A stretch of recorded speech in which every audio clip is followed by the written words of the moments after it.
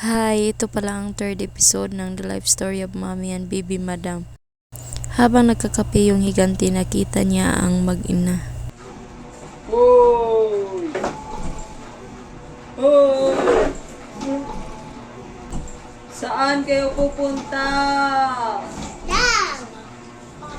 Stop!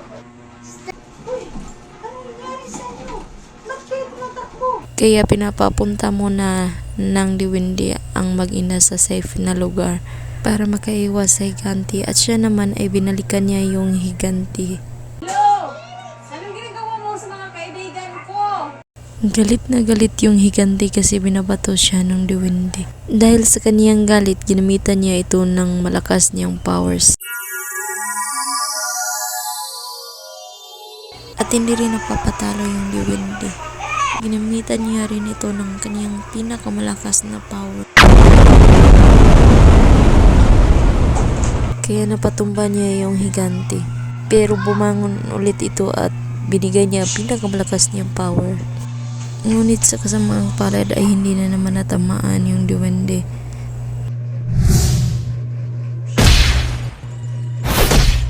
Yan lang po muna, bye!